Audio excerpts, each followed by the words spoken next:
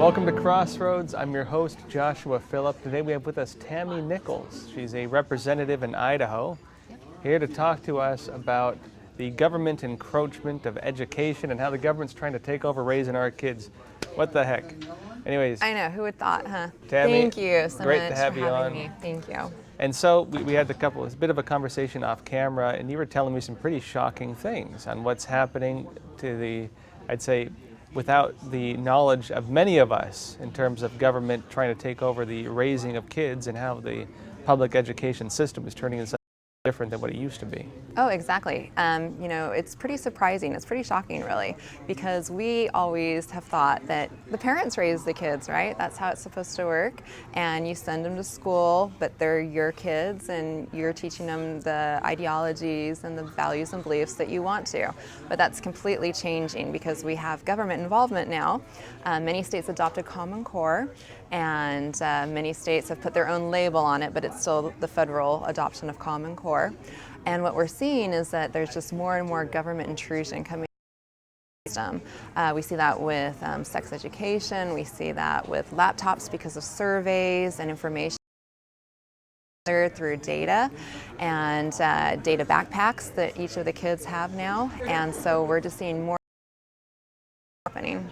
I know you were saying in your district they've installed these NSA type computer things that you have to check into. Tell us about these. Yeah, so I went to pick up my child from school one day for an appointment, and I mean, not NSA, but NSA-like. Yeah, and it very much is. And so, yeah, I went to pick up my son from school, and I couldn't get into the school. And there was a table set up with a monitor. There was a little, like, toaster-looking thing on the side and a scanner on the other, and all these instructions on how to get into the school. And I didn't bring my purse or anything in with me. I just usually sign him out, grab him, take him, and then bring him back.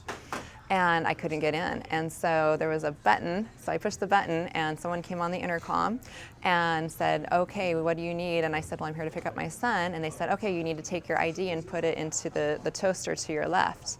And I said, well, I didn't bring my purse in. Oh, well, then you can't come into the school. This is a new system that we're using.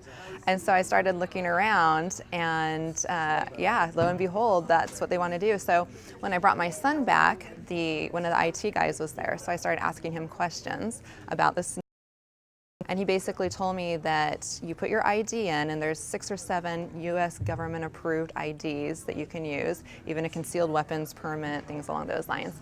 And it goes to a national database, and so they scan all your information from your ID, and that goes to a national database, and then you're able to be in the system, and to be able to access it, you have to scan your ID each time you go in and out of the school.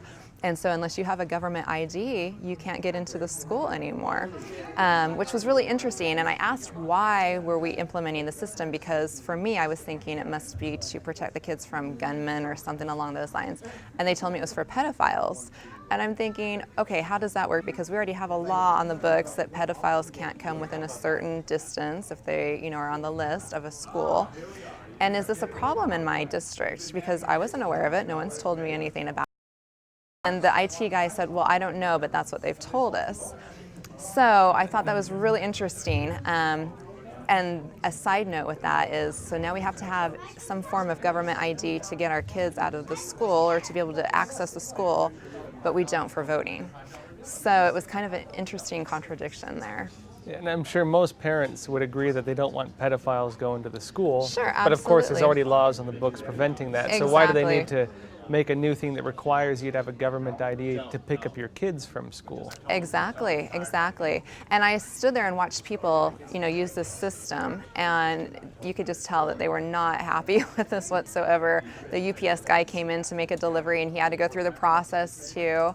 And then they were telling me, but it only works until school gets out, and then afterwards the system's not on anymore. So then I asked, well, what about after school activities or sports or things along those lines? And they're like, well, we're still thinking about that. But my issue was, well, where's the security? I mean, where's this information going? What information are they accessing off of my ID if I was to put it in? And how safe is that? How safe is my information once it's in their system?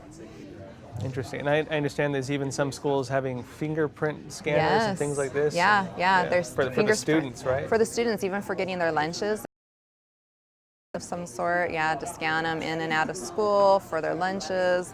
Yeah, it's kind of going into that realm, and there's a really good article that came out in regards to schools, especially in counties where mine is, where they're putting in these new systems, and they're kind of like little mini NSA schools where they're gathering information, and who knows where it's going. You talked about smart backpacks too. What are these things? Yeah, data backpacks. Yeah, so all your kids' information is put into a data backpack. And if you just go into the school and ask for it, they'll show you like their attendance record, their grades, really basic stuff. But there's actually another section that's behind that most parents won't ever see unless they know what to ask for. And usually you have to go through the Department of Education in your state to be able to access that. And that has tons of information in it, or at least it's supposed to, because anything that they gather off of your kids, even things that they got in trouble for, or what have you, it goes into this data backpack. And these backpacks are connected; they're interconnected with all sorts of different agencies, government agencies. So Department of Transportation and Homeland Security and Health and Welfare, and this information follows them from birth until death, basically. So anytime anything that they ever did might be accessed. Interesting. Yeah. And so we're conditioning kids now to get used to this type of, say, scan your fingerprint, scan your ID, get ready for the day, sit down, don't say a word type There is education. no privacy left. Kids will never know what it's like to have privacy because all their information's out there. It's being collected all the time. I think the last time I looked in my state, there was over 550 points of data that they were collecting. And usually once a month, the schools are collecting it and sending it over to the other departments. So they're collecting all sorts of information. And the scary thing is too, is that they can access my information through my child. So they can find out information about me, they can find information about the grandparents, anyone that's interconnected, they just have to access it through the child. Now, I know one thing you've also been talking about is, we were discussing off camera, is also some of the crazy things that are in development. I didn't realize, for example, that the charter schools are being taken over and incorporated. And, these big businesses, a lot of which have very kind of radical policy interests themselves, are taking over our schools. Can you tell us about this? So, I mean, we usually love the idea of charter schools because we think of it as better education, another option. But what's happening is that these charter schools are being formed and they're being done so through a corporation status. So then they have a school board that is not elected, it's usually appointed, and so it gets rid of the accountability, the kind of checks and balances that normal school districts would have with a school board. And so, yeah, they're incorporating them, and the corporations are the ones that are running them, even though they're still getting state funding many times, but they're not being treated the same as a public school would be treated. In other words, parents no longer have a say within the education system. Is that accurate? Right. It depends completely on how the charter school wants to run it. I don't know if it's true. Maybe you could tell me that I've heard also this is being done where public schools are failing and they're being bought up and turned into these. Is this accurate? Yes, because there's a percentage, most states agreed to this, and there's a percentage of public schools that they need to fail. And then, yes, they're taking those schools and they're switching them around to a charter school, and then they're incorporating these charter schools. So they're being ran like a business under a business program. And so with these schools, now of course the public schools are pretty bad as it is, but when it comes to these corporate charter schools, are they any better? Are they just as bad? Like what is the education system Most of them, they use? because they're taking public funding or state funding, they're still under the same guidance as a public school. So they're still held to the same state standards, using the programs, the curriculum that was approved. So there's usually, with Common Core, you can only add 15% because they're copyrighted material, and so you can only add 15% to them. And so there's they can add other things, because we know there's charter schools that focus on classical education or science and math, so they can get around it a little bit, but they're still held to the same basic standards. And the big issue you're making here, though, is that there's no longer like the board where parents can have a say in it. Is this accurate? Yeah, not as much. Again, it's up to the charter school how they want to run it, but they're not elected positions. And so, yeah, it falls under a whole different category than what your normal school board would be. So And I know some of the more radical sides of this we were discussing, and you were telling me that there is people coming in and trying to praise Common Core. Now, Common Core is, I don't know if people are aware, but failing pretty horribly in Yes, most it areas. is. You have what, 10% graduation rate, if even, what is it at now? Oh, it's really bad. And in fact, a company that was very pro Common Core just came out recently saying, yeah, they're not doing very well. Well, and even worse, they lowered the grade in which you can pass on. So, in other words, it's like, well, it looks like every kid is failing, just about. How about we make the failing grade the passing grade? Right. So they lowered the bar. I heard it's like 50%, right, in some areas. Exactly. Yeah, it's been really interesting. We just recently in my state had a series of public hearings on Common Core, and they had people that would come out and testify. And in my area, the teachers union was very much in favor of it, which was really interesting to me because they would talk about how great this was and how the kids are doing so well and how, they're able to think more outside of the box and everything. And that's just not the case. Out of the box. The numbers don't show that. There's no history, there's no vetting, there's no proof that Common Core has worked. In fact, states like Florida that have gotten rid of it, all of a sudden they're doing better within their education than what they were when they had Common Core in it. And we're into it a decade. So we've had it a decade and there's no proven results that has improved education at all. I know one of the things is you were describing it as a one-dimensional form of education where you remove the context of information and you look at something only as it is and interpret the context however you'd like. Right, and it really develops a one-dimensional thought process. There's not critical thinking skills that are involved with it because of that aspect of it.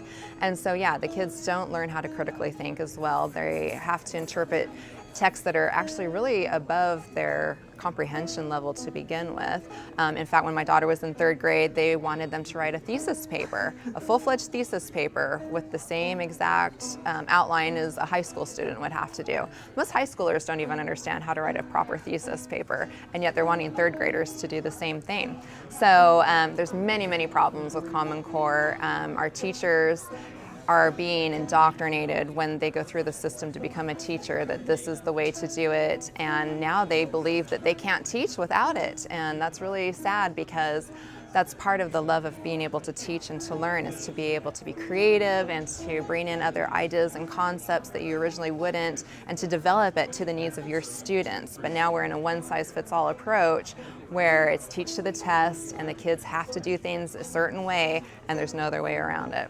And here we are. What kind of a person does that create, right? A person who can't think outside the box. It creates a zombie basically, and you don't want to teach people how to think. You just want to teach them what to think, because really we just need to develop workers, and we don't need workers telling us what to do or that they don't like this or they don't like that. Just be good little workers and do what you're told, and we'll all get along just fine.